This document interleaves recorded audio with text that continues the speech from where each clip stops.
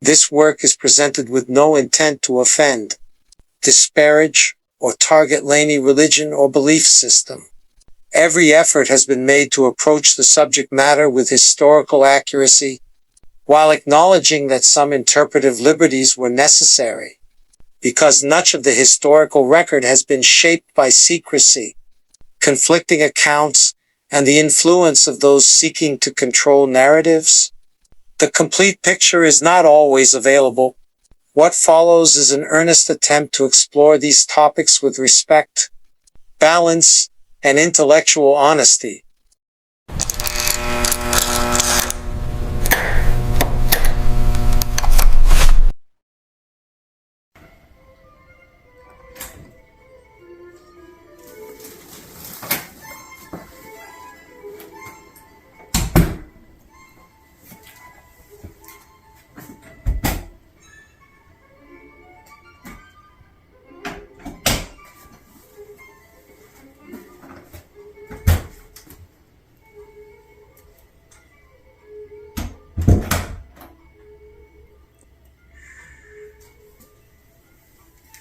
There is a hidden group which has manipulated world events since before the Ice Age. They follow an ancient religion where they have infiltrated every government agency, religion, corporation, and the entertainment industry. We are the pawns, and they are the kings. Welcome to Conspiracy Classroom, and this is the one conspiracy that rules them all.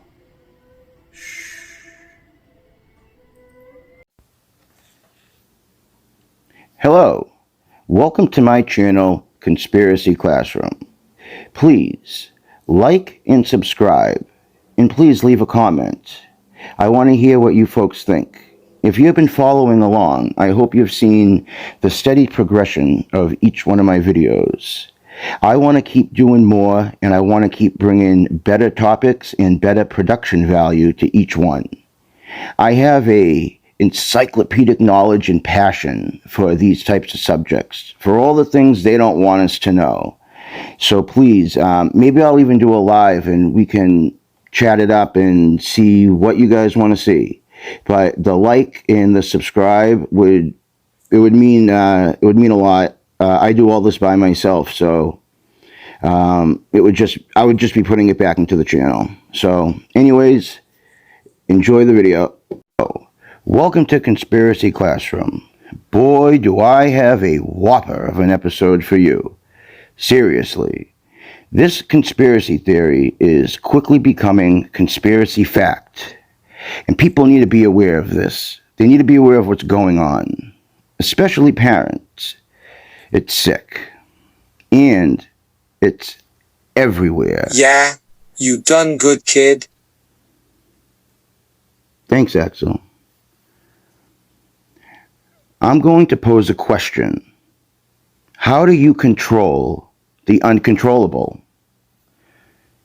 It's simple, really. Think about it.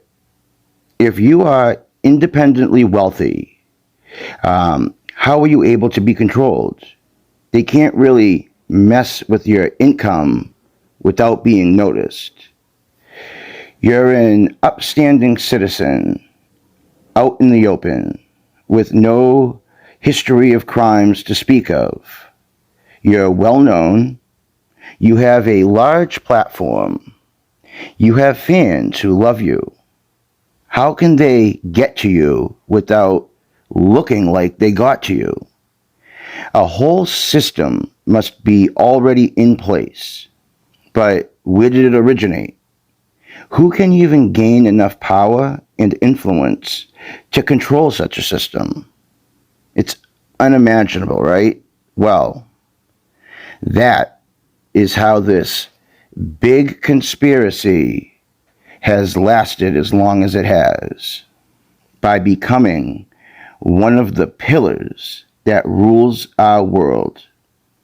So pay attention and please wake up. We are counting on each other. This is important. It was months ago when I started this journey. I was already knowledgeable on this topic, or at least thought I was. I knew what was going on. Some of it bleeds through and is noticeable to those of us who are aware of it. In this documentary, I'm going to outline the multiple parts of this pervasive cult and expose them for what they are.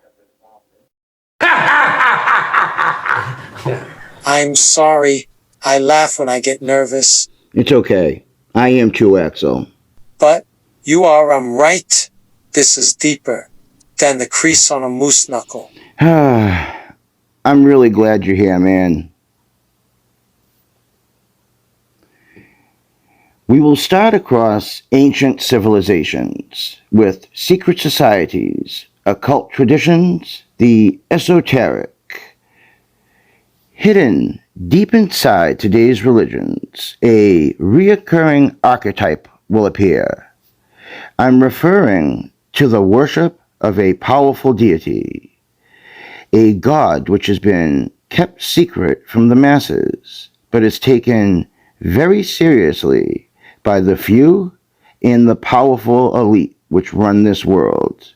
I'm referring to one of the world's most ancient religions. This cult permeates every aspect of our lives. Its symbolism, iconography, and beliefs are put on full display for the initiated and the few who know what they are looking for. The majority aren't aware. They carry on, blissfully ignorant, and deny any mention of this secret religion. At its head, this mysterious deity is the ruler of time, enforcer of judgment, demands sacrifice, is both the keeper of wisdom and giver of knowledge. A title given to many. This concealed power is an amalgamation of well-known ancient gods. They have been heavily worshipped since before time. The knowledge they help conceal has been heavily studied, and rightfully so. It is the world's oldest religious order, calling out from our ancient past. It continues to carry a voice right up until today, but always in secret, and that is for a very good reason. First, there was the all-powerful God King. Beneath him, the Creator God, and beneath him was multiple deities. These lesser gods could be good or bad, many of which represent that duality which exists in us all. These deities, each protected and thus were worshipped by its symbolic nation or city-state. Think Athens, Greece, and Athena, or Nicaea in Turkey, and the goddess Nike. This hierarchy is complicated, man. I'm trying to give the most information I can to help you see certain through lines linking many of these different gods and, most importantly, the traditions which follow them. Next, I'm going to create an outline for each of these bastards, thus hopefully linking them together as one singular, evil, diabolical entity. First known as Saturn to the Romans, Kronos or Cronus to the Greeks, and El to the ancient Canaanites. This was the supreme god, head of the pantheon, holding authority over the divine and over human affairs. This creator or king god, has been represented as such in almost every pre-monotheistic religion. This elder god ruled over time itself, was the devourer of his own children, and demanded similar sacrifice here on earth. He ruled over Earth's golden age. With his scythe, Saturn was master of time and harbinger of death.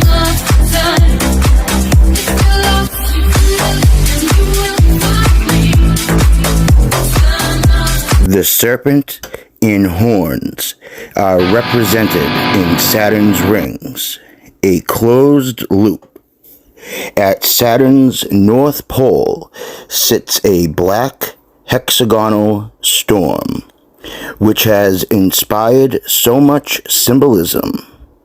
The six-pointed star, the confinement of matter in its three-dimensional black cube, which then becomes a two-dimensional cross.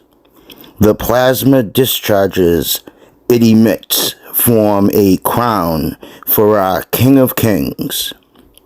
At its south pole rages another storm that resembles an eye, an all-seeing eye.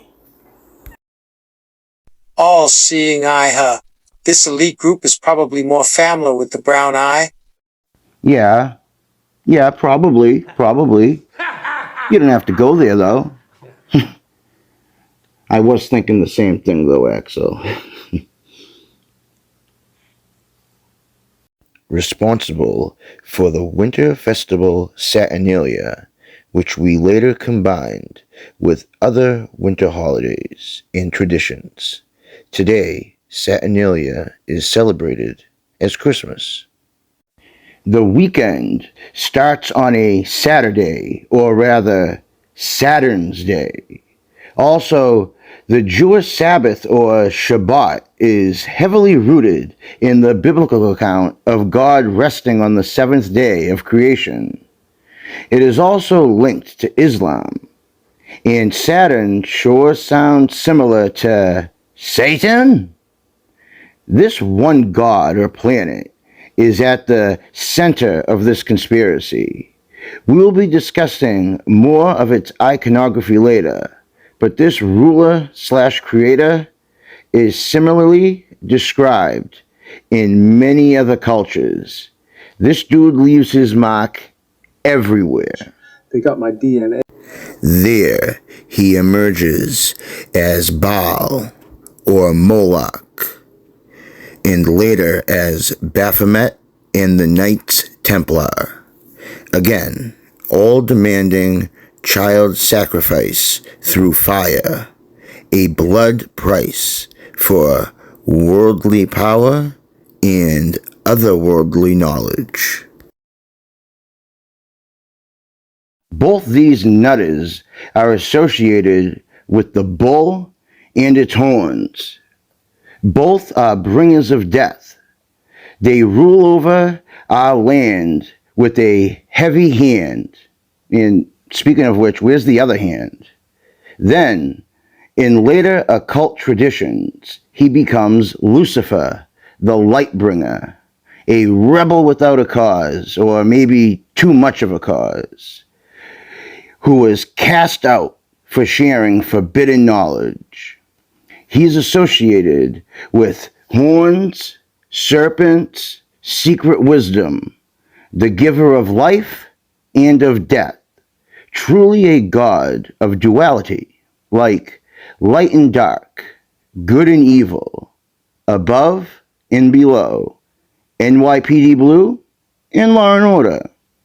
This is a theme you will consistently see and applied to many of these soul-sucking jerks. The fallen one, Lucifer, is nowadays believed to be Satan, the one true bad guy, Chico, evil incarnate. But this wasn't always the case. Initially, you can kind of guess that, right? Words are powerful, man, and when chosen methodically, they carry a great meaning. All right, so check it.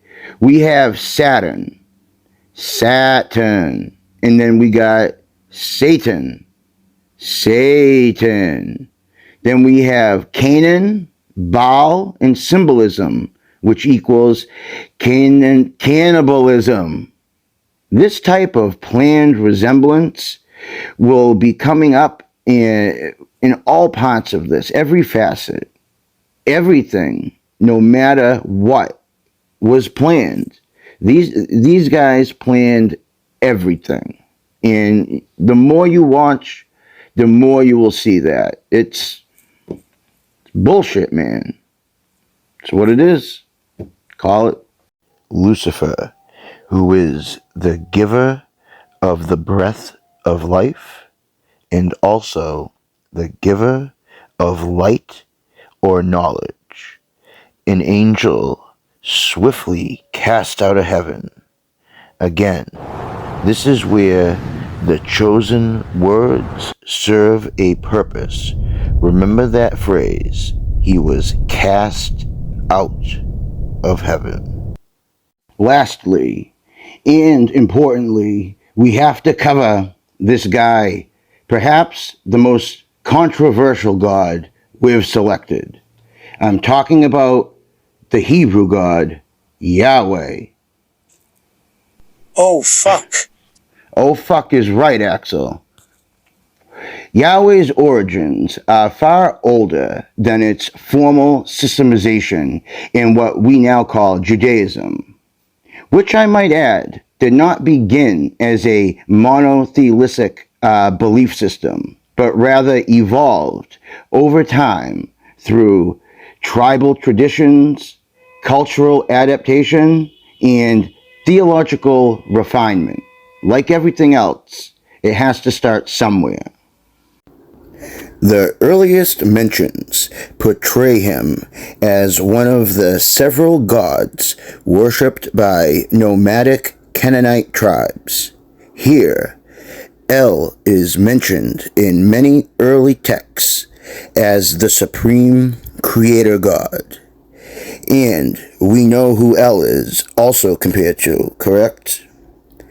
Yahweh was likely a warrior storm god who gradually became elevated above other deities like Baal, Moloch, and El.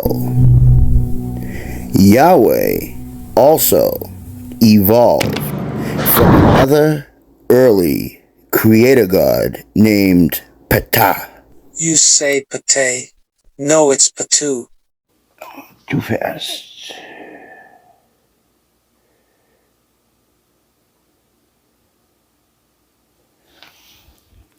Yeah, I'll Patu you. Make me some Axel Pate. They were worshipped by those who build our everyday necessities, who created exquisite architecture in everything they built, and might add, who built the grand temples. These are the craftsmen, metallurgists, and masons who were revered, and their secrets passed down through generations. It is common for early Egyptians, Phoenicians, and Canaanites, their gods to cross over and toss it up. Ptah, El, Moloch, Beelzebub, all together. Look out. Nothing gonna good happen there. Now that's a crew, man. All these intermingling groups went on to help inspire our gods of today. So first, Yahweh was one of a pantheon of early gods. Not until later did he become the focus and one true God of the Hebrew Bible. He was, and probably still is, one of the earliest of the thunder gods. He's a god of wrath, vengeance, and sacrifice, both the provider and enforcer of strict laws handed down by himself. And I must say, when looking around Earth and everything in it, he was also the ultimate creator God. Even the name Yahweh brings meaning. It's often written in Hebrew as YHWH with no vowels. See, in early Hebrew, writing vowels were not recorded, so the name consisted only of consonants. And it's because of this fact that the exact pronunciation of the name has been lost to time, we think, and it will remain a mystery, unfortunately. But when pronounced softly and without the vowels, YHWH sounds like an inhale and an exhale. Oh, I love this. It sounds like breathing, or maybe choking. We will see. This gives the impression that the very name of God is the sound of breathing. That's really cool. It's a symbolic reminder that the divine presence is woven into every living being, including ourselves. That's no accident, folks. And it links Yahweh to the breath of life and the essence of being alive. It's very interesting, but it may still hold even a deeper meaning. It'll even strengthen the connection to our hidden supreme deity who we are looking for. Now, did you know in many occult traditions, it is Lucifer who is associated with giving the breath of life and breathing essence into mankind? Lucifer. Gotcha. This idea comes from a reinterpretation of ancient myths and a symbolic reading of Lucifer's role as the bringer of light, knowledge, and consciousness. It is he who gives the breath or spirit of life.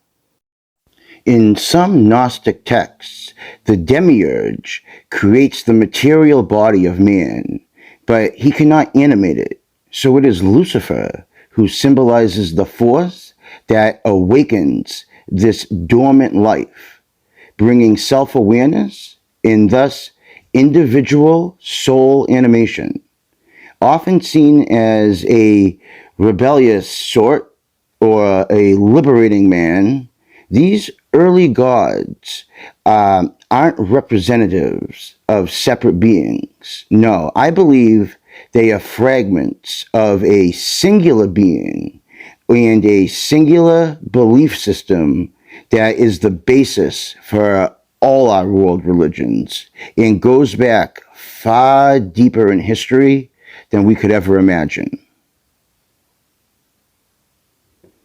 Viewed through different cultural lenses over time, all demand sacrifice, all are bound to time, cyclical cycles, obedience, and duality. All offer power, but at a cost. When the fans, y'all ask me, yo, doggy, why you ain't this? Why you ain't that? And I always tell y'all, because I refuse to sell my soul. Mm-hmm. And selling your soul is not some prick in your blood, you know, you're in shit. No, motherfuckers is taking your ass. Yeah, because they need something to hold over your head. To hold over your head, so they can always bring you that. I believe there is still, to this day, purposely hidden knowledge, a more accurate depiction of mankind and our relationship to something greater is withheld against our will. It's not right. We know this deity was first mentioned along Phoenician and Canaanite tribes. It helped influence the big three religions, then traveled across the Atlantic to the New World and through time to our present day. What we are being taught is manipulation through control, and I am fucking sick of it. Thank you, Rothschild education Say system. that again. Thank you, Rothschild education The question system. of where we come from, both physically and spiritually, has been sought since our existence. The truth about the power of consciousness and the power we all possess within. Does this knowledge grant us the power to alter or shape our world for the better? Can we manipulate our life so that it's the one we want? Speaking of an altar, I have to mention the Catholic Church. Like every other religion, industry, or government, this cult has infiltrated it and usurped everything they once held sacred. This is nothing new, though. On top of the blatant Luciferian imagery, out-of-place sculptures, and the occult obelisks, the blending of pagan rituals and Christianity went hand in hand for centuries. Under the guise of Catholicism, the cult went after the children for decades. Do you see a pattern yet? And it was covered up and labeled those with common sense hate groups. If not for the Boston Archdiocese scandal, who knows how long it'd go on? Or when did this start? Messed up, right? And it's not just the Catholic Church. This evil is an equal opportunity offender. Look at the imagery associated with Islam. The same. Here's Mecca. All worshippers of the black sun. We need to start trusting our own eyes and what our gut says. Listen to this next clip. It's this pure evil that has infiltrated everywhere. This is what we are fighting against, folks. Pope Francis made a dire warning to the Curia, the cardinals and everybody else in the Vatican, warning them to be ever vigilant of demons lurking in the Vatican. But there is an elegant demon who does not make a loud entrance, but comes with flowers in his hand. So he says this elegant demon is now lurking among the Vatican staff. And he said to me at the time, he said, you know why this is happening? And he meant why so many cardinals were being called. And I said, no. And he said, there's a war inside the Vatican. And he said, I believe that it's a war of good and evil. He said, but there is a real war because there are many political aspects. And basically what he described to me was deep state. There was the deep state of the Vatican that was going to do, it didn't matter what a pope even thought. And he alluded to the fact that Ratzinger or Benedict, Pope Benedict, knew this and was doing basically what Donald Trump did with the Supreme Court. He was appointing all these cardinals because he wanted to stack the deck because, in his words, he didn't feel he had very much longer that he could fight. And I just thought maybe he's sick at the time, but it was like a year later that he retired. And so he said, he's stacking the deck. He's trying to make sure that after he's gone, there's enough to hold back the onslaught. And he said, and it's real evil. Wow. Can it be any more obvious? They have gained a massive foothold in the Catholic Church, and at the highest levels, no less. The perversion of truth, stripping away the lives of the most innocent. How else? Why else? Were kids being abused across the church? And why were these evil men protected? They were simply moved. The locals were bribed, and the depravity just continued on elsewhere. Out of sight, out of mind. What we see every day and what we feel deep within, it's really there. We have no name for it, but we need to start paying attention to it, or else we'll regret it. The believed identity of this secret cult is the Illuminati. That name is nothing but a common placeholder. The yet-to-be-named secret order gains its basis in the earliest mentions of Paleolithic and pagan worship, getting a foothold in Phoenician and nomadic Canaanite tribes. The followers of this fertility cult spread and came to occupy important locations on major trade routes. There, they had unlimited victims with which to prey upon. Once believed to be wiped out after the popular Abrahamic religions took over the Fertile Crescent, this elite, grotesque tribe of sacrifice and debauchery learned to practice its sins in secret, protecting and expanding their cherished ancient bloodlines, passing down hidden occult knowledge and the disturbing initiations and practices that follow. This continued uninterrupted through generations of families, where often the abused become the abuser. It goes back for generations. It goes back for generations. I remember my father confessing that my oldest brother is 8 years younger than him. We find the agency Is cyclical, and then you find bands that are with men especially. When they stifle it, they repeat the patterns.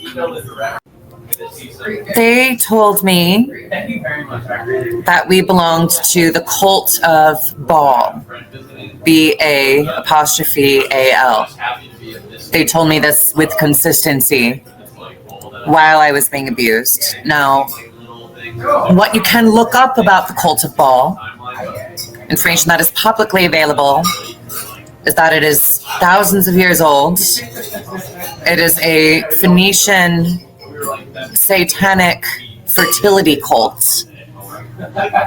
And publicly, it's supposed to have been eradicated. But to my knowledge and my experience, it is not. This is what people perceive the Illuminati to be. It is a group of elites that practices forced and uses these crimes to control people. They happen to have a huge reach over politics and entertainment. It goes back for generations. It goes back for generations. I remember my father confessing that my oldest brother is 8 years younger than him. And it's right in front of everyone's face, yet it's never discussed. But not for much longer. Even though it's been hidden by those in power, for those of us searching for the truth and for what they don't want us to know, it's a major puzzle piece, man. The fact that I'm one of hundreds of people shining a light on this evil cabal running the world is huge. They've been exposed. Ain't that the fact, Jack? I started doing more research, building out the script, creating visual aids about 3 months ago.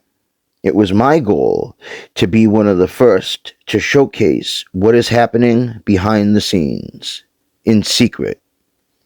Who is in charge of the world stage? What episode of what season gets shown to us? And how well everything is weaved together. But today, I look online and so many great and brave people are talking about and exposing this satanic sex cult. Not only because it's topical. I first covered Jeffrey Epstein when it first started hitting just some local papers and things and rumbles and sources I had about one of the many intelligence agency But because many of us can't sit idly by while true evil takes hold of our world. I'm going to clue you in on something. We've already run, folks. Good has already triumphed, baby. No matter what, this evil cabal can't do nothing. It's already checkmate. Videos like this are fun for us. I generally have fun. We're the folks questioning 9/11 on 9/11. We know about ancient history, UFOs, not UAPs, UFOs, Atlantis. We notice this shit. But not everyone can think like that. They believe what they're told. They lack the ability to embarrass themselves by not seeing different interpretations. Look at COVID. That shit broke people, man. People weren't the same after that. So yes, it's for us. But this video is equally for the normies who have woken up, and the millions more seeking out information like this to help guide their journey to enlightenment. It's the 100 monkey experiment all over again, but with humans and on a global scale. 100 monkey, what now? This elite group aren't the only ones hip enough to revere the ancient myths so passionately. Many belief systems throughout time and around the world say there were several ages here on Earth. We are currently living in the 5th age, or so I'm told. But in the beginning, the world was a very different place. There was a time before time, a time before the moon, before the lunar cycles and tides ruled our nights and our oceans. Legends mention a time when the earth was dimly lit, the night sky moonless, and time was kept only by the stars. The Zulu say the moon was brought here by 2 alien brothers who stole it from a dragon. Aristotle even refers to ancient peoples who lived before the moon existed. Mentioned in both Rome and Greece, the pre-moon people of Arcadia, said to have existed before the moon hung in the sky, believed to be descendants of Pelasian tribes. Even the Book of Enoch speaks of an age full of prosperity and peace before being corrupted. Before that, Earth had no seasons or tides, a never-ending summer's evening, a true paradise, a utopia here on Earth. At this time, Saturn loomed large in Earth's sky, casting not just light, but a profound presence. Saturn, the king of gods, ruled this utopia where humans lived without war or any hierarchy. when the gods walked among us, or were simply so large they loomed forever in our sky. That's how it was described. Saturn, the original morning star, which never fully set in our sky, anchoring rituals and myths across civilizations and throughout time. But as this cosmic order shifted, Saturn was cast out of our sky to the cold outer edges of the solar system, just as Lucifer was cast out of heaven. See, I said remembered that phrase. Everything is somehow related. This fall from the sky is not just myth, but an encoded allegory. The act of something or someone being cast out of our sky ended in chaos, a celestial war and flooding. The same flood myths spoken about in every culture. There is so much Saturn imagery, symbolism, and iconography littered throughout time and encoded in companies, architecture, the media, trendy images. We see it daily. It is literally everywhere, even tattooed on that junior's shoulder, the band geek's shoulder. Hey, come on. You've been good, you. I bet she plays the skin flute. Excuse me. Dude, we almost made it. All right, chill out. Anyways, I'll go much more in depth on this secret language in a later episode. There's already too much, and honestly, it deserves its own video to do it justice. It's like, what were they thinking? Of course we're going to figure it out. It's a big black cube, but it's everywhere. And apparently on this broad shoulder he knows, but I digress. So we have identified a set of gods who are all facets of this singular deity or species, each a different side of the same coin, all with the same attributes and similar beliefs applied to each. We are talking about their rituals used to communicate with these deities, and the reason to even partake in these practices and rituals. So what are they? An hour long, so we got it on the tape. Because I got shots of the people. I have shots all this, down there while the music's playing. I've got the shot of the ritual, and then I'm sitting there going, okay, it's an owl. This is more theater, but the occult is what theater comes from, and TV and everything is. Anything occult, for those that don't know, is just pre-Christ or, pre-Christianity. It just means hidden because the mystery schools are hidden. And so they mixed in Babylonian, Druidic, Canaanite, Faustian stuff in the hour. They bring out a hearse that's horse-drawn with the effigy of a child. They call the goddess to come, and they call these other gods to come. So it's kind of an amalgamation, like the Bible says, of all these religions. They then put the child there on the effigy. But back then, what is the meaning behind it? It's basically the oldest story that he was do over and over again. I mean, you have in the time of Abraham, God saying, "Go get me a ram and sacrifice it," because that was food, that was meat, that was a big deal to give this up, and then to say God's number one. And then God says, "Give me your son," actually, to see if he'll go all the way. And the angel stops him. And if you look at every culture and society, that's basically where sacrifice comes from. So this is more of what they did in ancient England and in Europe with the sin eaters, where a person had died and they would put a piece of bread on their stomach and they would have someone come in that would eat it who was willing to take their sin. So instead of Christ taking on our sins as the ultimate sacrifice, they put the sins on the effigy of a child, and then it begs for its life.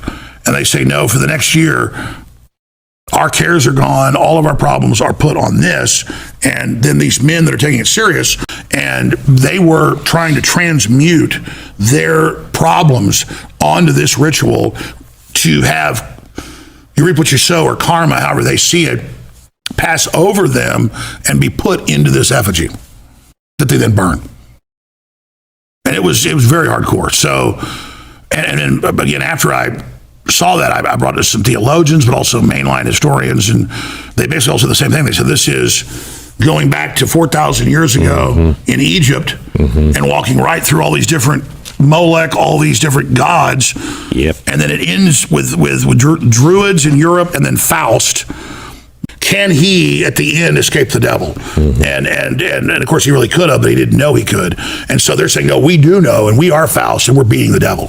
So it was a very sophisticated, very dark, beyond black magic, because they're not, it's an effigy, but they're not like trying to hurt somebody with this energy they've built, if you believe in that. They're trying to put it, of the bad things they've already done, into this interdimensional cauldron, basically, and then send it to another plane. That's how they believe, from their own writings and statements. People that I know are into this occult organization, but in their public statements, that they are the alpha apex predator. And that just like if you're in a city that borders woods and you don't have any coyotes or wolves or mountain lions anymore, the deer overpopulated, they fall apart. They see it as they're the wolves doing us a favor, culling the sheep. And that it's their job through social Darwinism that, as you said, comes out of Malthus. And Malthus just said, starve the poor, give them diseases, crowd them all together, societal collapse within 100 years. He was wrong. You're right. He was nice compared to them, who directly dumb you down and poison you and want to get rid of you. And when you actually study this deeper, they believe they're doing us a favor. But when you look at their affect and their own families, their behavior, they're really sinister, greedy, hateful people who pretend like they're filling this niche, this need of the social Darwinists. For people that don't know what that is, obviously the robber barons in the 1880s, 90s, and into the trust busting, had articles written and books written about, hey, it's good that we're enslaving and cheating and forcing other companies to shut down and monopolies, because that's just the way it is. Might makes right. And so now they've had to hide it because of the kind of classical liberalism that was against that. They then became liberalism so they can wrap themselves in that when they truly are the death cult. And if you had to use anything close to it, it's a high-tech Nazi-type operation wrapped in a liberal package. That the Lamolech was, in fact, a kind of child sacrifice imported into Judean Yahwism from Phoenician ceremonial practice. Though, as we'll see, Lamolech sacrifice, that specific child sacrifice, was just one of at least 3 other forms of Judean Yahwistic child sacrifice. The ritual seems to involve passing children, both male and female children, through a fire, or otherwise burning them at a place known as a tophet. An otherwise mysterious word, by the way. We don't really know what this word tophet means. It might come from the Aramaic word for hearth, but scholars still debate exactly what a tophet is. Though the vocalization of both Molech and tophet may have actually been the result of taboo denigration, where the vowels for the Hebrew word shame, boshet, are actually introduced into the text, much like they are in association with worship of Baal. Now, the Lamolech ritual isn't the only form of child sacrifice known from ancient Israel and its surrounding environs.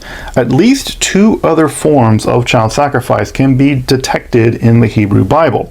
Here we have a very similar narrative in the Hebrew Bible where child sacrifice is shockingly effective at conjuring divine action.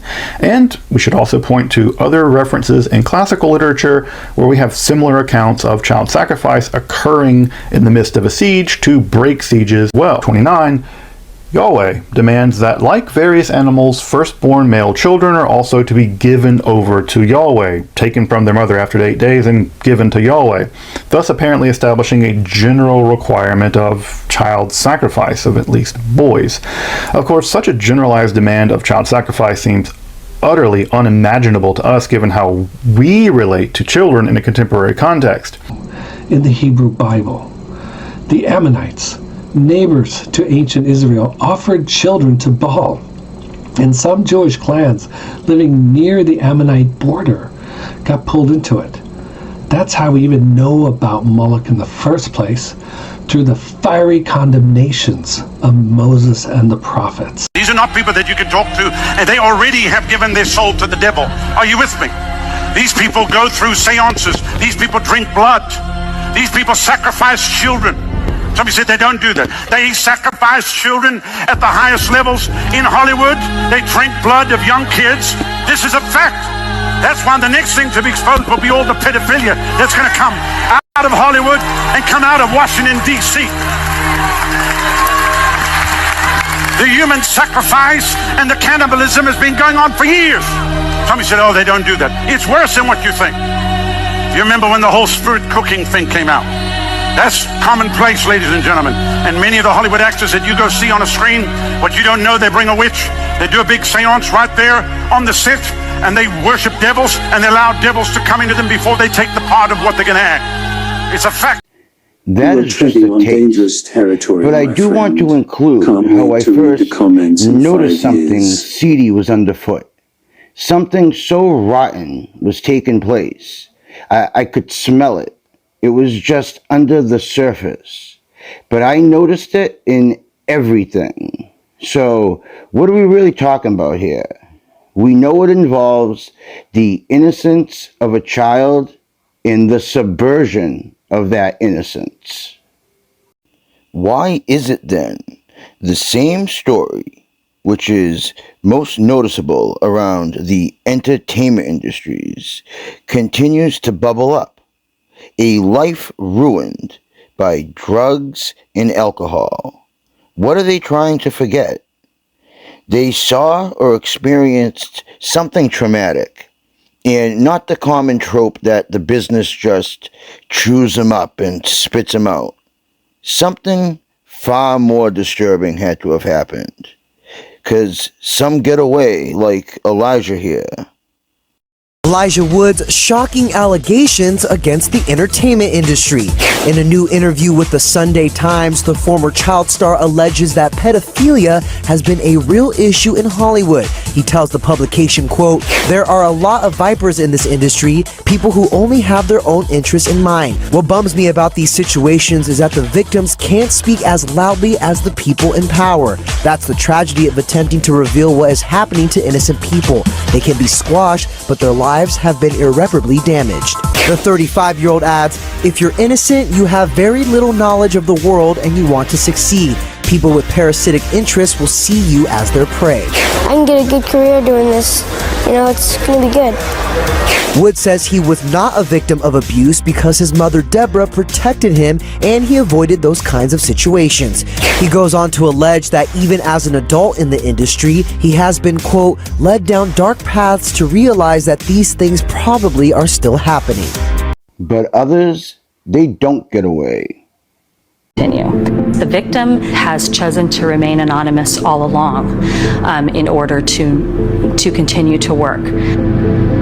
It's unheard of that a child would be able to step forward at the time of their abuse when they're still a minor and continue to work afterward. I can't think of a single example where that's happened. So a kid that wants to speak out and say what happened to them beyond their family would truly have to give up their career. It's very sad that that's the case, but it's a reality. So I think it was a little easier to go to and from a courthouse and not worry about Twitter that night or TMZ paparazzis being there. On the day of sentencing for Brian, I get to the courthouse. It was the most unbelievable thing I'd ever seen. His entire side of the courtroom was full. There were definitely some recognizable faces on that side of the room. And my side was me, my mom, and my brother. Brian had been convicted, but getting all of this support from a lot of people in the industry, and yeah, I was pretty shocked. Ah, there it is.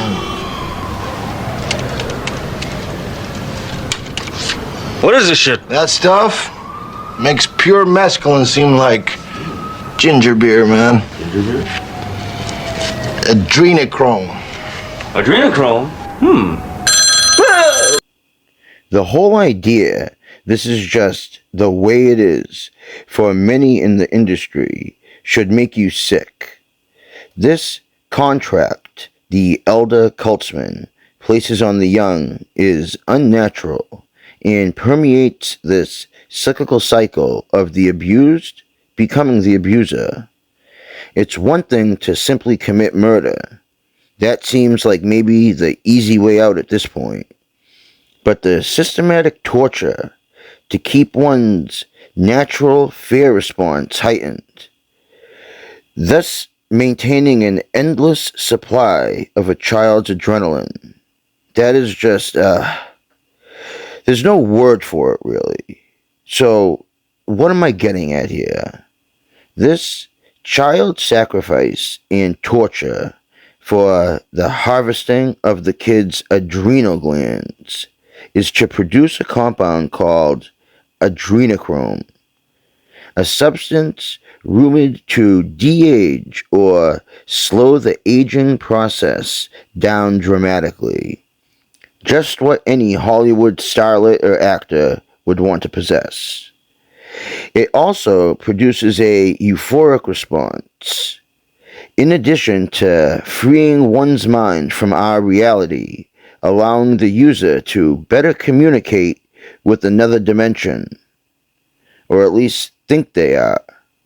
Just like any drug, it makes you feel real good and see what you want to see. And then the come down is a bitch. Look how rough some of these cats looked during COVID when the world supply of fucked in the head juice was limited. That's what it does. It really is destroying your mind. The user and anyone strong and willing enough to look into this shit. Look at creepy Biden with the kids. You know, during his term with the open borders, there was 85,000 kids unaccounted for, just poof, vanished into thin air. And that's on the low end too. Not to mention migrant kids lucky enough or brave enough to get to a phone and call authorities were largely ignored. Are you freaking kidding me here? See, everything is fugazi, fake. One messed up group is helping the weird group, who in return is helping the evil shits. This is big business with rabbit lines already well established, along with cannibalism, sacrifice, sex trafficking, and who knows what other depravities have found their way into this shit. Dr. Hoffer and Osmond originally hypothesized that there was a substance that was capable, that was found in schizophrenics, that could distort their reality and affect their brain, and they then isolated something called adrenochrome. They found that the adrenochrome could actually produce schizophrenic symptoms, could cause hallucinations, delusions, and so on. And adrenochrome is an oxidized product of adrenaline. And adrenaline often occurs when you're under stress. And people who have the genetics for it can then develop these oxidized stress hormones that are then capable of actually poisoning the person. If you had the right genes, if you had the right genetic structure, and now there's evidence for that, which would allow the conversion of too much adrenaline to adrenochrome, which was a hallucinogen in the brain, that if this happened, that this would act on the brain as if they had taken LSD, and they would then become psychotic. With adrenochrome, your legs seem a very long way down. Your clothes may become uncomfortable, and particularly if you're convinced that something is wrong, almost intolerable. Small distortions can be even more frightening than large ones, because you can't be sure that they are distortions.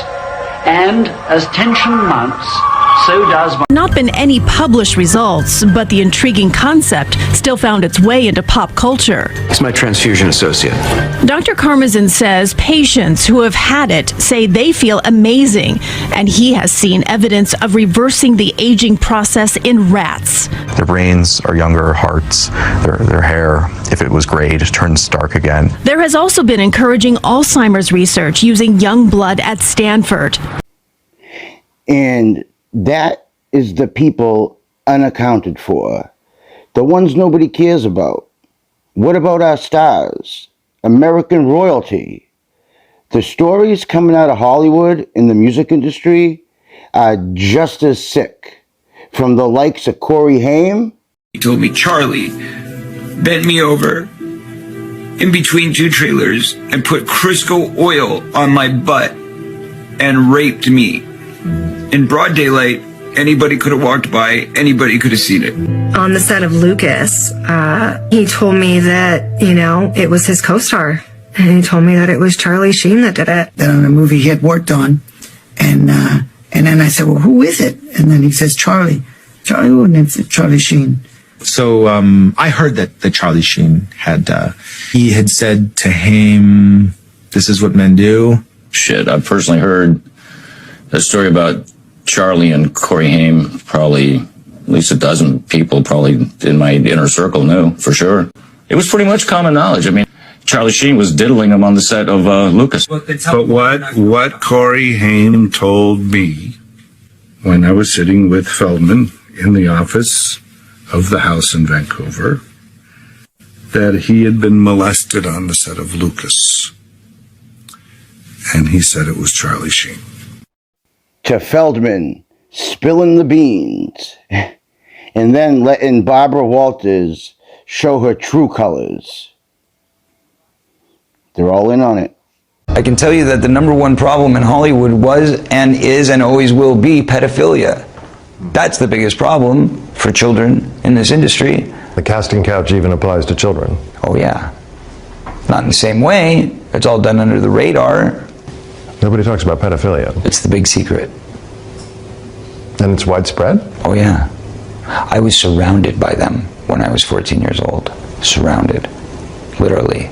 Didn't even know it. It wasn't until I was old enough to realize what they were and what they wanted and what they were about and the types of people that were surrounding me. People that were the people that did this to both me and Corey that are still working, they're still out there, and they're some of the richest, most powerful people in this business. And they are. And they do not want me saying what I'm saying right now.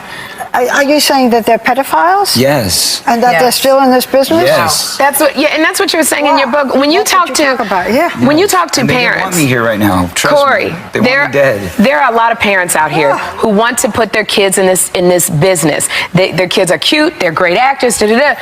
What would you say to a parent who just has the best of intentions, who's coming here with their child? If you're saying that there's a lot of predators in this industry, it's a many-feathered bird. Okay? Be careful what you wish for. That's what I'll tell you. Don't go into it with naivety. Don't go into it thinking that it's all roses and sunglasses and You're damaging an entire industry. I'm sorry, I'm not trying to. I'm just trying to say that it's a very important, serious topic. And what about Bieber and Diddy? Something is off there. I pray Justin can find the strength to expose everyone. If one person I think can do it, it's him. And along the same lines is the relationship with Lil Wayne and Birdman. Excuse me, baking powder? What the hell did Lil Wayne just say? What? Bad boy. Oh, he's bad boy now. Signing the bad boy. Major icon alert. It's called He's Bad Boy Now. It's called Don't Ever Play Yourself.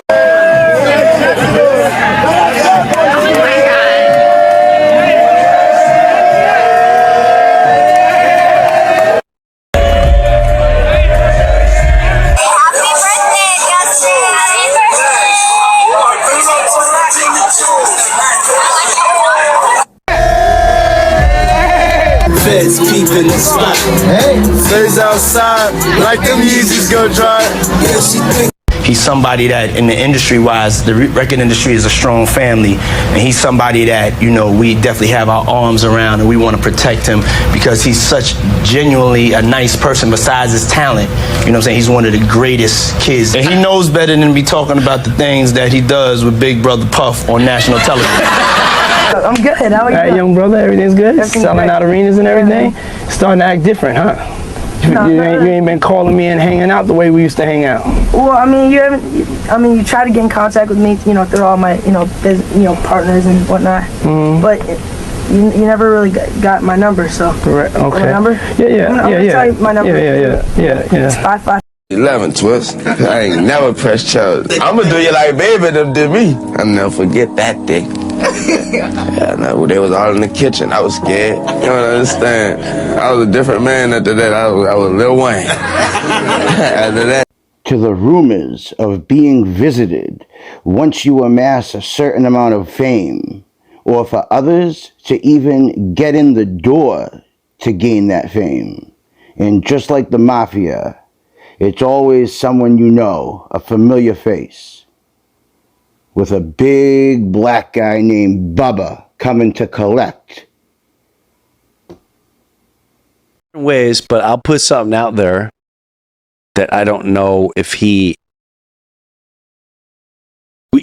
when we were filming a movie, and he also had a lot of pressure. Yeah. From HBO and or not HBO, Comedy Central and all this shit, right? The worst bunch of people on earth. Horrid. Mm-hmm. He then, while he was on the show, when it was blowing up, and we remember the Aspen Comedy Festival? I don't know. Yeah, that was fun. I did that too. He came there, and he was freaked out. Yeah. I said, "What's going on?" And all I could say is he was visited. Yeah, that's what I think too. And when he told me who visited him, my heart stops for a second. I'm like, get the fuck. And I'll never forget, he went, "You believe me, right? You believe me, Jim, right?" And I could, he's like, "They came to me." And he said the names. I'm like, get the fuck. And what happened?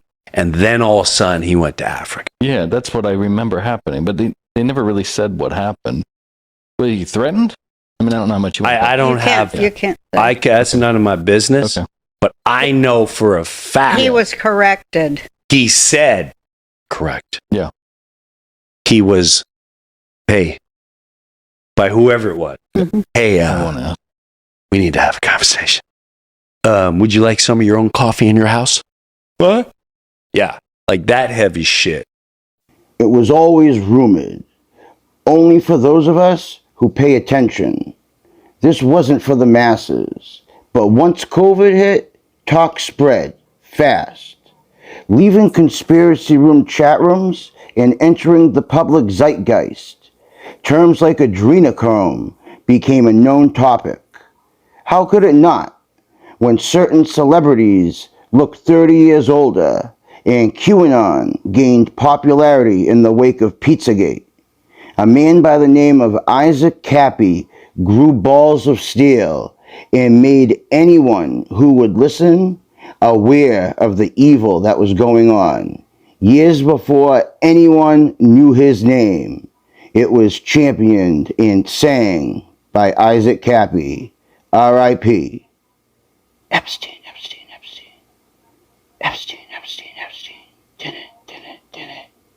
Kill.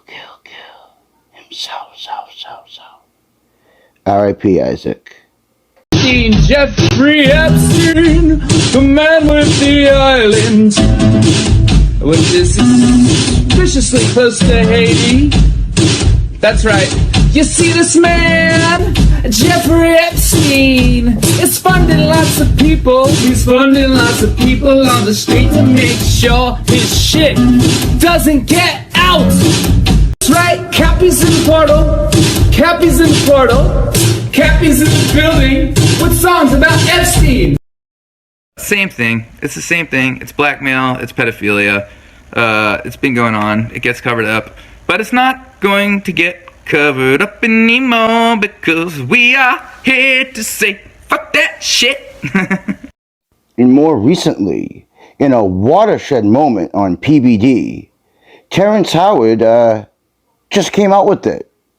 Not everything, but his honesty and candor certainly helped reinforce what we already knew was going on.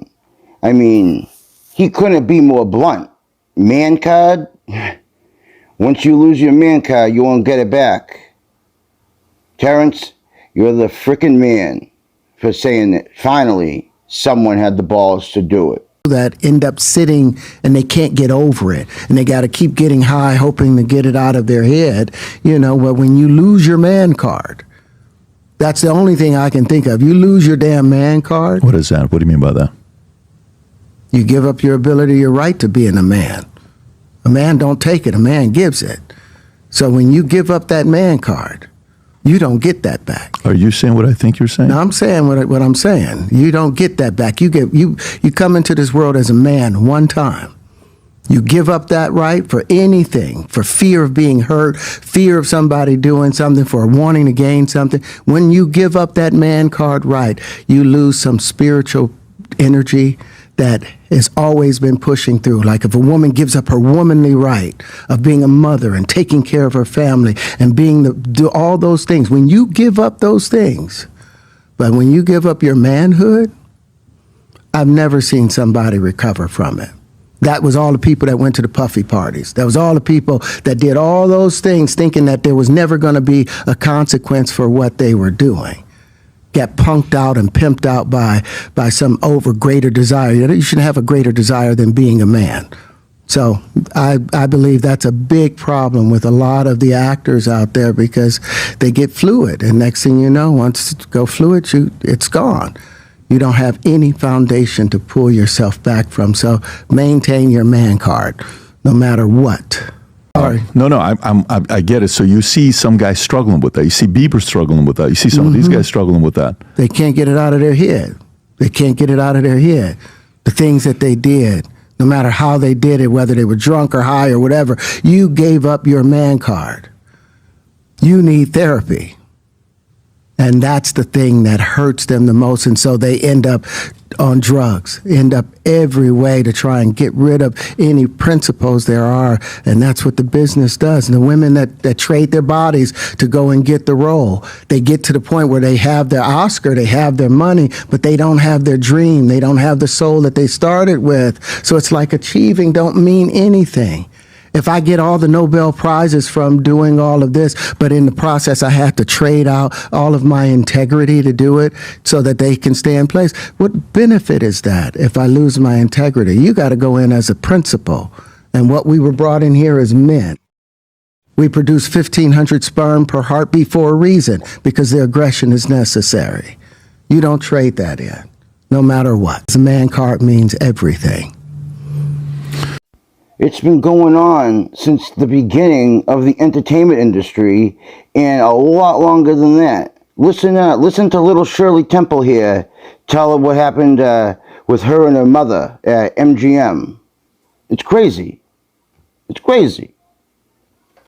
I went to MGM for one picture, thank goodness only one. And when I got there with my mother, we were separated. She went into the office of Louis B. Mayer, and I went into the office of Arthur Freed. And he was going to talk to me about a movie he wanted to put me in. I'm 12 years old, you know.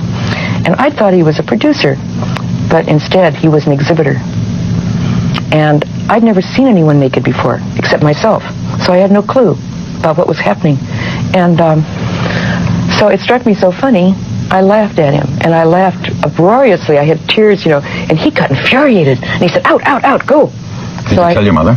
Well, I was very quiet. I went down and met her in the lobby of the administration building. She came out very quietly from Louis B. Mayer's office, and we walked hand in hand silently to the car, which was unusual. We got in the car driving home. I said, Mom, you won't believe what happened to me. And I told her what happened, and she got kind of quiet. She said, well, you don't know what happened to me.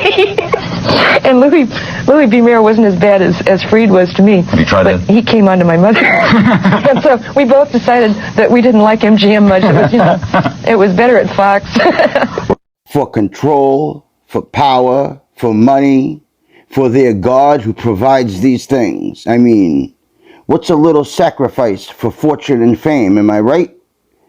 Given the intertwining of all these beliefs, sick ritual practices, and the many groups who follow these things in secret, from that, we must assume a few key points. Point number one, whatever they call themselves in their deity, they keep that closely guarded. Point number two, belonging to or becoming initiated into this cult grants you access to immense wealth, power, fame, whatever you want. And point number three, the most important, what they are doing actually may work. Whether they are getting assistance from a more powerful being or beings to help them obtain this vast wealth and influence, which was claimed by the Vril Society during World War II. In Nazi Germany, the Vril used these ancient practices to acquire technology and knowledge far more advanced than what the Allies had. When asked, they claimed to get this information from beyond our earthly realm. We took a bunch of German scientists with Operation Paperclip, which helped start NASA. See, everything is connected. It's mind-blowing. Throughout history, up to our modern digital world, you can sense a hidden hand moving us in their desired direction. Could their rigid set of secret practices allow them to either increase their chances or to actually control their own reality? To control that would be like controlling fate. You would essentially be a god. Scary stuff, my friend. So if that happens to come out of that random draw, then there's the gold doubloon there. So you see, our reality is not what people think. And I got there through a very circuitous path. I got there through understanding and learning and doing research in consciousness, basically paranormal things, and did research in the non-physical. I get out of body and I do things, paranormal things that had evidence, like remote viewing has evidence. You either got it right or you get it wrong. And I would then change a variable and do it again. Change a variable and do it again. And I could get back in the same state very precisely because I'd done it hundreds of times.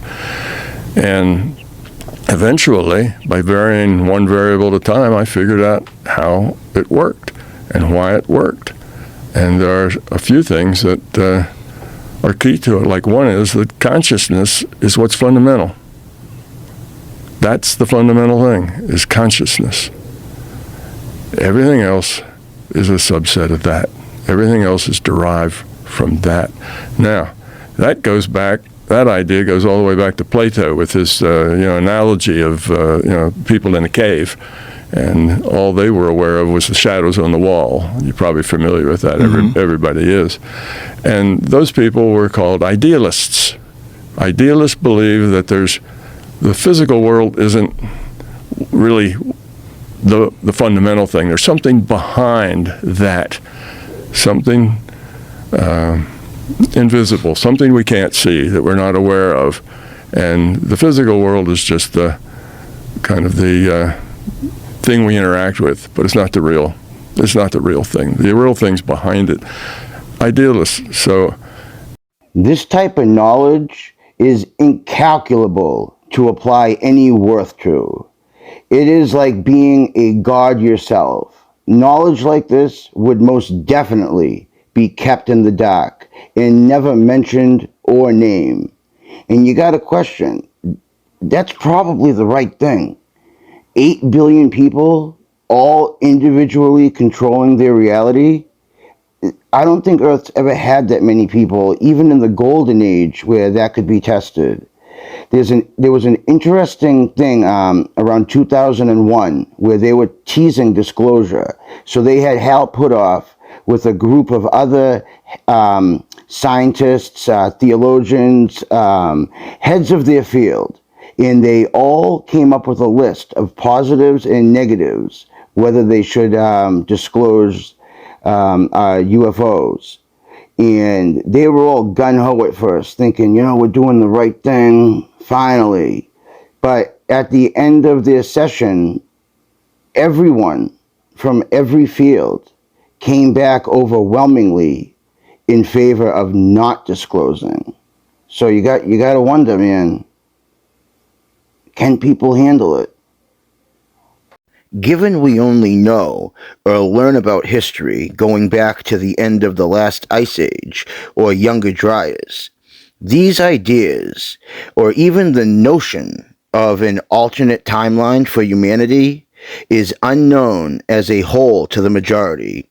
Thus, we must assume these teachings are from before then, before our history even starts. Relic bloodlines and ancient lineage that goes back to the time when gods intermingled with humans. This type of thinking is regularly ridiculed, and the attitude of mainstream archaeology seems to act this way as well. Only on the fringe do you get people who think outside the box. It is these brave individuals that help to inspire others and question our reality. It is these folks who will usher in a new age where we finally discover our purpose and true history of humanity. The ancient Egyptian tree of life. We have the whole global cultures of surviving shamanism, and what it's all about is a state of consciousness that's designed to help us find balance, harmony. The ancient Egyptians would have called it Ma'at with the universe, and to remain mindful that what we're here to undertake on earth while immersed in matter is fundamentally a spiritual journey aimed at the growth and perfection of the soul, a journey that may go back to the very origins of what made us human in the first place. And I stand here invoking the hard-won right of freedom of speech to call for and demand another right to be recognized, and that is the right of adult sovereignty over consciousness. There's a war on consciousness in our society, and if we as adults are not allowed to make sovereign decisions about what to experience with our own consciousness while doing no harm to others, including the decision to use responsibly ancient and sacred visionary plants, then we cannot claim to be free in any way. And it's useless for our society to go around the world imposing our form of democracy on others while we nourish this rot at the heart of society and we do not allow individual freedom over consciousness. It may even be that we're denying ourselves the next vital step in our own evolution by allowing this state of affairs to continue, and who knows, perhaps our immortal destiny as well. Not like Zahi Hawass, who has denied, ridiculed, and played games with modern discoveries in Giza. Nothing is never as good as it seems, back-end with half-truths and bullshit, though evidence in the critical mind would say otherwise. I freaking hate that guy, and anyone like him. Our current reality in view of history has been perfectly sculpted and put that way for a reason. But why? So they preserve their sacred bloodlines and their ancient knowledge in secret? Or is it they are protecting these other dimensional beings who are all around us? They live and work in the same places we do, inhabit our homes, yet are very powerful and cunning beings. They can also be contacted, though virtually invisible at first. These trickster beings can enter your life when they are invited. Like with the jinn in Islamic myth, it never ends well. Regardless, this information can't stay hidden forever. People are waking up en masse, and it is that very awareness which is making this topic discussed more and more. And that is exactly how we beat them, through awareness. Or join it. Call me. As we slowly uncover an alternate version of history, the peaceful earlier age and its link to their beliefs and the chaos caused by beings with immense power and free will that were left unchecked, we must next ask, who are these people? Where did they come from? I'm going to drop a name, but it's definitely more of a place. No, a nomadic people with links to prehistory and who has seeded knowledge and built empires throughout time. There are many names which all describe the same, if not strikingly similar, groups of people whose identity and origin were purposely erased from history, yet still maintain control until today. A group who can trace their bloodlines back before the Younger Dryas to the golden era when gods and humans intermingled on Earth. When Earth was an entirely different place, when we had a deeper connection to the planet and to our universe. It's nothing we can imagine today, because even us humans were different back then. Whose ancestors personally knew the beings who are now worshipped. We see how early tribes of Canaanites, Phoenicians, and early tribes of the Fertile Crescent evolved and influenced religion and beliefs for all future peoples. But when these new Abrahamic religions took hold, their ancient sadistic practices, pagan rituals like sacrifice, the torture of children, and cannibalism would no longer be tolerated. So they moved to a place between the Baltic and Caspian Sea. I'm talking about the Khazarian Mafia, who has infiltrated every religion, government body, or position of influence. The land they immigrated to was at the center of some of the most important trade routes from all of Asia, the Middle East, India, to Europe. A perfect location for a group who needs an endless supply of people to sacrifice, rob, cannibalize, and even assume these unfortunate souls' identity. Here, they quickly and quietly gained massive amounts of wealth and power. Their influence started to spread as they expanded along the trade routes. For centuries, they practiced ancient pagan rituals and worshipped fertility gods from the old world. But this secret massacre of the innocent became not so secret. That is, when around 800 AD, the Russian Tsar intervened and told them no longer are they allowed to practice these pagan ways. They must choose one of the three major religions. It is here when they claimed their blood right and identified them as a lost tribe of Abraham. Under the guise of Judaism, this evil cabal started to become more accepted, intermingling with royalty and other prominent families. They infiltrated not only Judaism and Christianity, but the world banking families as well. Now, Listen to this. This gentleman's videos are so well done, and he explains it so well. I want to put him in here just so you can get a better understanding. Thank you.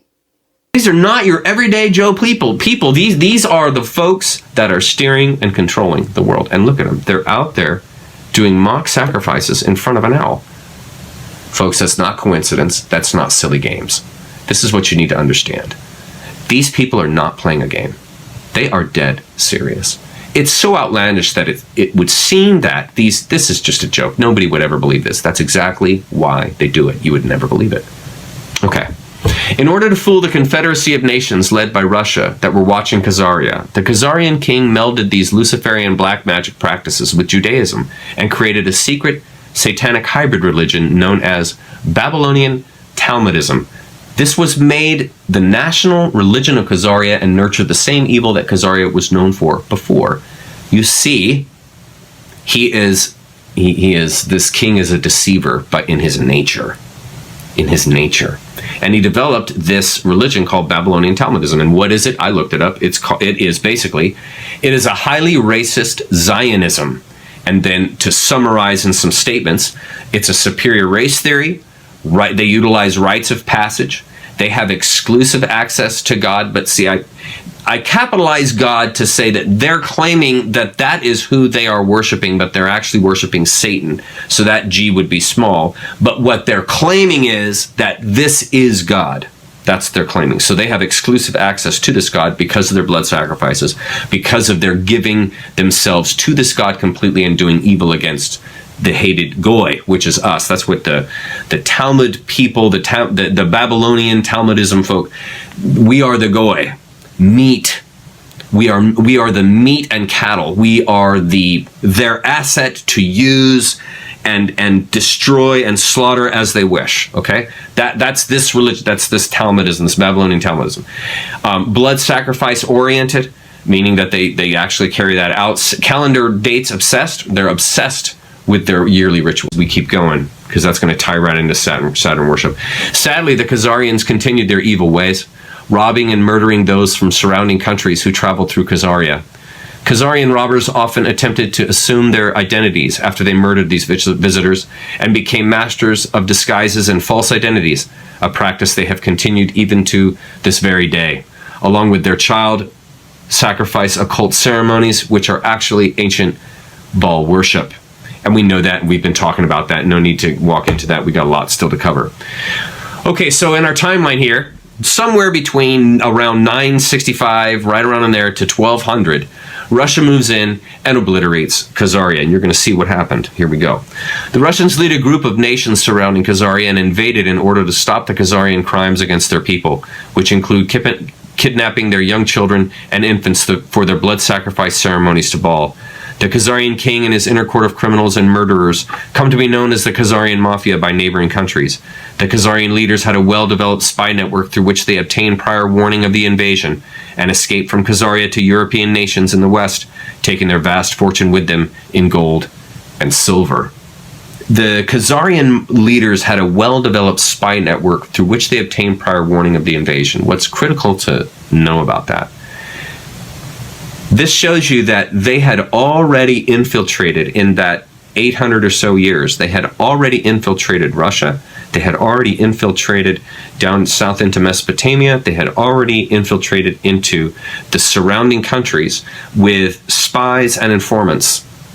This is a pernicious group, folks. They are not 80 to 1450 AD is when they were hiding in Bohemia and organizing and honing their skills and talents with the help of Satan to figure a way to infiltrate all the West. The Khazarian king and his court mafia plotted eternal revenge against the Russians and the surrounding nations that invaded Khazaria and drove them from power. They laid low and regrouped while assuming new identities. In secret, they continued their satanic child blood and sacrifice rituals and trusted Baal to give them the whole world and all its riches, as they claimed he had promised them as long as they kept bleeding out and sacrificing children and infants to him obviously being Satan, the black sun, Lucifer. We can see this little map I made here. They move into Germany, conquer. To accomplish their invasion, They hired Oliver Cromwell to murder King Charles I and make England safe for banking again. This began the English Civil Wars, which raged for nearly a decade, resulting in regicide of the royal family, that's killing off of the bloodline, and hundreds of the genuine English nobility. This is how the City of London was set up as the banking capital of Europe and launched the beginning of the British Empire. And then I write, this is why the Queen of England, King Charles, and the entire Royal English Court is not blood authentic nobility. It's because the royalty in these nation states was infiltrated by the KM, literally. They took their leadership and they bred with the royalty, and they killed off the men and then replaced those men with their people and their kids. Do you see? They completely took over. Crazy, right? He does a great job. I learned a lot from this guy. You got to check him out. So hopefully now you see how every little thing, no matter how big, how small, whatever it may be, they're all linked together. I hope we are revealing how they used their power of influence to continue their cult in secret and remained in the shadows, because debt and banking contradict Christian values. So the Khazarian mafia, disguised as a tribe of Israel, became the banks that help build countries, fund wars, and cripple nations. These are real bad people. And the pharmaceutical companies that spread opium around the world.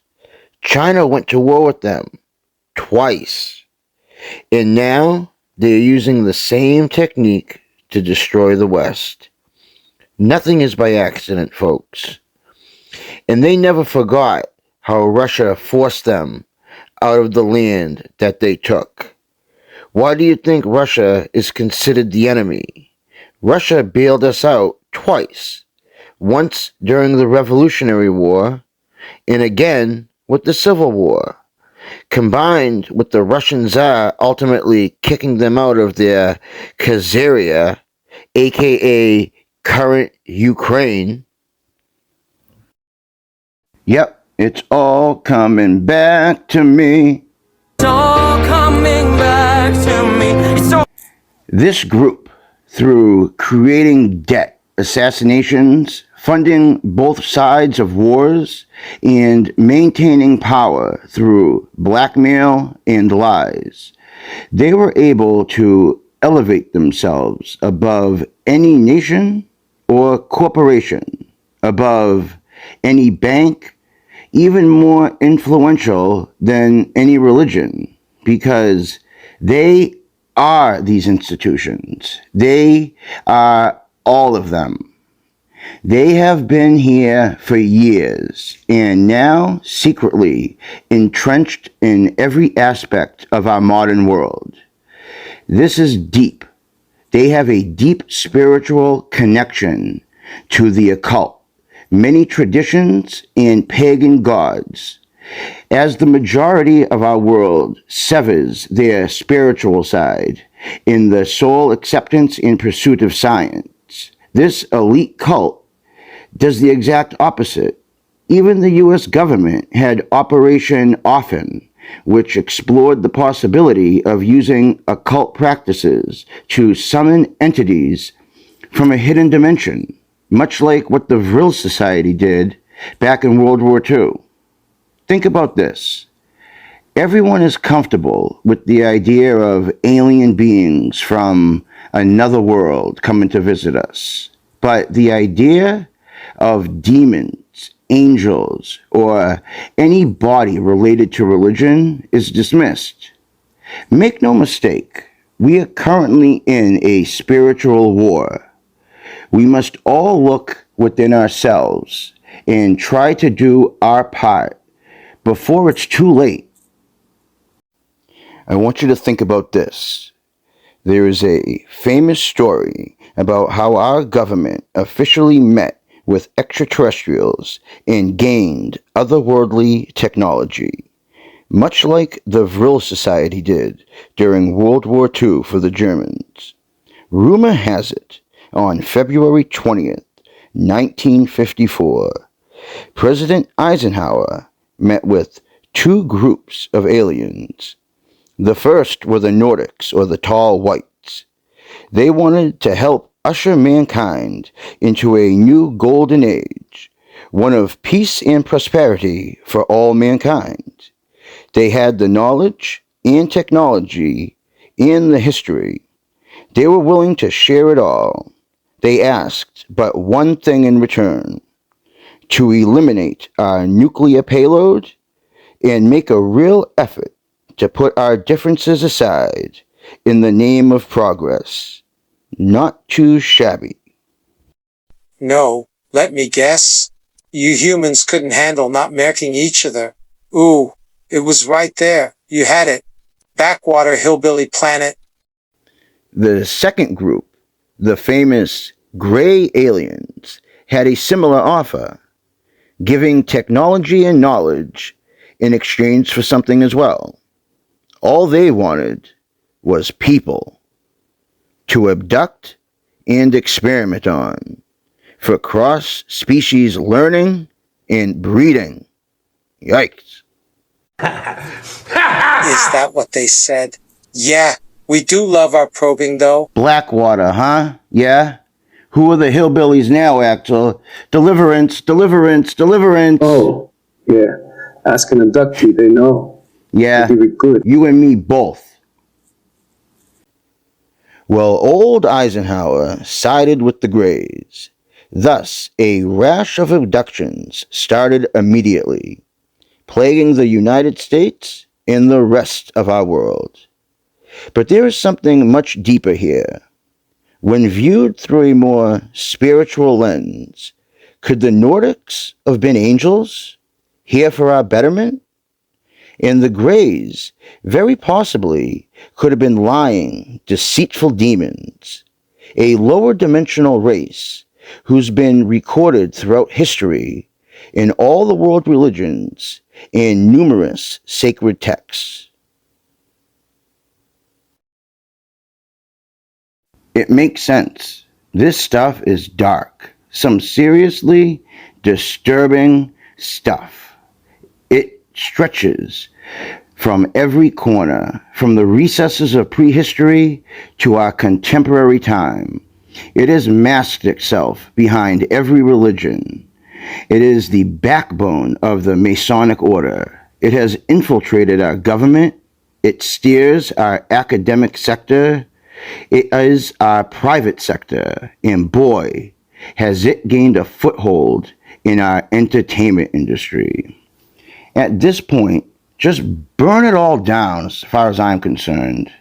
I didn't even mention about America's planned origin, the cult of the dragon, the Caucasus Mountains, the Danites, Scythians, Serpent Mounds, the Druids, Knights Templar, the Merovingians, Ukraine, China, the Aryans, giants, freaking Count Dracula over here, Atlantis, Hollywood, the royal families. I could keep going. This knowledge is known. It's out there. It's not easy, but we can learn it. You have to first accept that there is most definitely a conspiracy here. One which keeps us dumb and poor, and them rich and smart, or kinda. We have to treat us knowing it with care and respect. And do your own research. I don't want to just lay it out for y'all to play it out, alright? This is going to be ongoing. We have the upper hand here, alright? We have strong, God-fearing individuals who are always looking into this. It's never easy, but in the end, we always seem to sink the putt or make that Hail Mary pass for good in the end. I digress. We covered a lot. I'll try to dive in a little deeper to better understand the hidden evil which has dominated world affairs since before time even began, and which continues until today. By the book, The Etheric Network, to learn about where we came from, where we are Thank you, going, Axel. That was very and kind. the hidden truths which keep us ignorant. Available on Amazon Kindle. This was never ending. I mean, to get this out, I wanted to do this a month ago, but more and more and more information just kept coming. I really hope I got through to everyone. I tried really hard on this one. Please like and subscribe. It would really help me out. I do this 100% by myself. Anyways, love, peace, and chicken grease. Good night. Sayonara. How much? How much for the children? I want to buy them. Just kidding. Happy Saturn's Day. Good night. Oh, one more thing. I've amassed so much content for this video. Like I said, this was going to be multi-parted, but I ended up just doing it all in this one shot because it was just better, and I think it painted a better picture than having to keep coming back and looking at it. So if you want me to post all the mountains of information I have that helped me make this video, let me know. I can just make a video that shows the clips, the videos, the posters, all the stuff I built, just the wealth of things that I have on my computer to help, paint a rounder, prettier picture of this subject. So like I said, I have a couple more videos in the tube coming. I'm going to try doing 2 today, so we'll see. Anyways, like I said, I thank you all for tuning in and wish everyone nothing but the best. Bye. Things that I have experienced. I just told you about things that made the freezer glitch. My conscience started to show itself. Let's put it this way. I was training to become a psychopath and I failed. I did not complete the training and didn't become a psychopath. My conscience came back, and the most difficult part for me was, because I had such a great status there, I was a success. I was trusted with the people playing at this level. Mensen in deze wereld die dus op dat niveau speelden. Ik moet ook zeggen dat to put it carefully, most of these people followed not very mainstream religion. So, you have Catholics, Protestants, all sorts of religions. These people, most of them, were Luciferians. And then you can say, religion is a fairy tale, God doesn't exist, none of that is real. Well, for these people, it is truth and reality. And they served something immaterial, what they called Lucifer. And I also was in contact with those circles, only I laughed at it because to me they were just clients. So, I went to places called churches of Satan. So now we are talking about Satanism. Yes. So, I visited these churches just as a visitor dropped by. And then they were doing their holy mass with naked women and liquor and stuff. And it just amused me. I didn't believe in any of this stuff, and was far from convinced if any of this was real. It was just a spectacle to you. Yes, in my opinion, the darkness and evil is within the people themselves. I didn't make the connection yet. So I was a guest in those circles and it amused me greatly to see all those named women and the other things. Omdat ik vond het allemaal wel leuk. Al die blote vrouwen en al die dingetjes die daar speelden. It was the good life.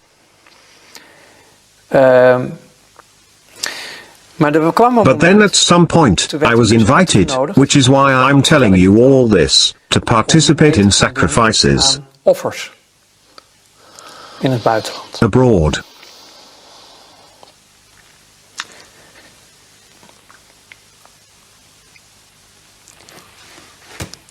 Dat was het breekpunt. That was the breaking point. Kinderen. Children. Dat werd je gevraagd. You were asked to do that? Ik kon het niet. Yes. And I couldn't do that. En toen... Would you like to stop for a moment, by the way? No. And then I started to slowly break down. I lived through quite a lot as a child myself, and this really touched me deeply. Everything changed.